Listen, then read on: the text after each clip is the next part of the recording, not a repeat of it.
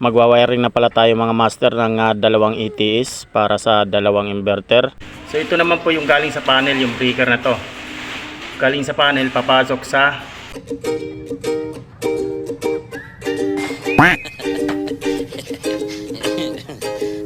welcome back mga ka-DIY, part 4 na po tayo. Ayan, last na wiring na po ito dito sa may mga safety breaker. So bali papunta na po tayong ETS. Doon naman po ako magwa-wiring mga ka-DIY. Bago ang lahat mga ka-DIY, maraming salamat sa inyo solid na pag-suporta dyan.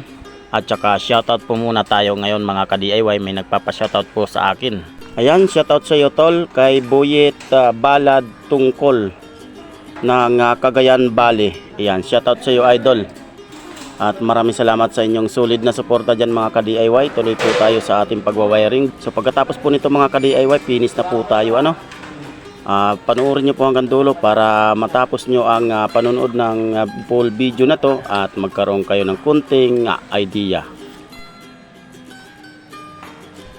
Sa mga gusto magpa-install ng solar setup sa One Call Solar Group, hanapin nyo lang po at kontakin po si Engineer Robles. Ayan, shout out kay Engineer Robles. Ayan, sa mga gustong magpa-install, so kontakin nyo lang po siya, hanapin nyo lang po siya sa FB niya. O kaya pwede nyo rin kontakin si Jonas Lamas. Ayan, shoutout sa iyo tol. So bali ito nga pala mga ka-DIY yung wire papuntang ETS na dalawa. Bali tag-isa po sila ng inverter na hybrid. Pare, papunta na dyan sa'yo, pre. Okay, kaya daw. Pag yung ano, plastic lang siguro.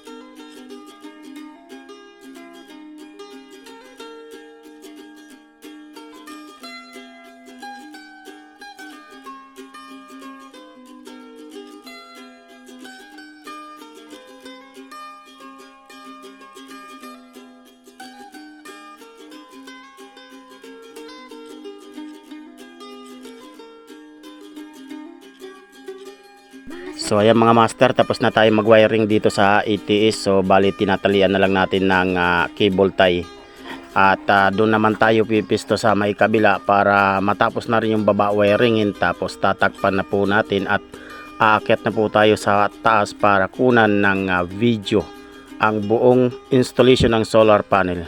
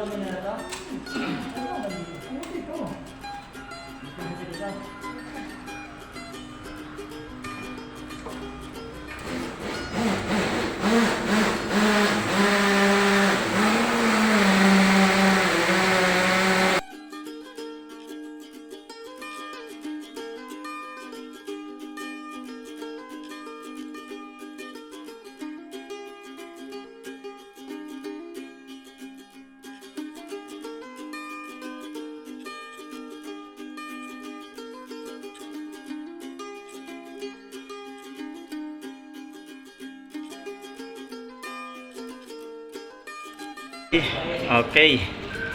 Ground na lang yung ating ikakabit dito. Ayan, tapos na yung panel. 4 na linya. So, ground na lang yung ating ikakabit. Tsaka tapos na rin yung papuntang inverter. Ayan. Ayan. Ayan, balik. Itatali na lang yan ng cable tie. So, ayan po yung linya natin mga ka-DIY. Ito po yung output po ng inverter. Ganon din po dito. Ayan. Ayan. Output din niya ng inverter kasi dalawang DE. Ayan. Output ng inverter 220 AC SPD. Tapos ito yung galing sa grid. Ayan. Sa input papuntang inverter din. Galing sa grid. Ayan. Tapos ito yung AC SPD niya. So ito naman po yung galing sa panel, yung breaker na to. Galing sa panel, papasok sa inverter. Ayan, dumaan sa breaker. At ito po ang kanyang DC SPD. Tapos ito yung pangalawang linya. Ayan.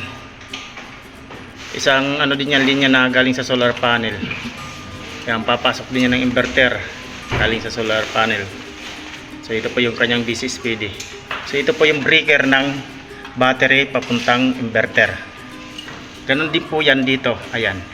Bali dalawang hilera po sila kasi ito sa kabilang inverter at ito naman sa pangalawang inverter. So ayan po. Ayan. Medyo inabot tayo ng gabi kaya overtime natin to para matapos na. So para kunti na lang yung gagawin sa baba. Yun na lang. Mga DIY. So ang ikakabit na lang natin yung ground. Ayan, tapos na tayo mag-wiring. Okay, finish na mga ka-DIY. So bali sa baba na lang tayo. Ayan, tatakpan na lang. Okay. Alright. Thank you.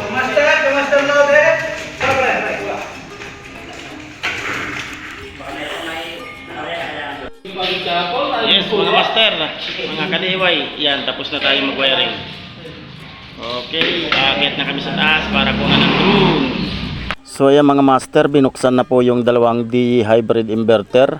So successful po ang atin installation. So bali may dalawang bakante pa po dyan. Ayan, lalagyan pa po yan ng dalawang battery. Dadagdagan pa po. Bali hinihintay na lang po yung dalawang battery na ino-order mga ka-DIY. So tupalo na lang po mga ka-DIY, no?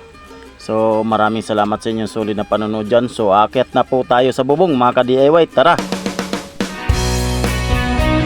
Yes mga ka-DIY, tapos na kami. Salamat sa inyong sulit na panonood dyan. Huwag kalimutan i-share at i-like ang ating video.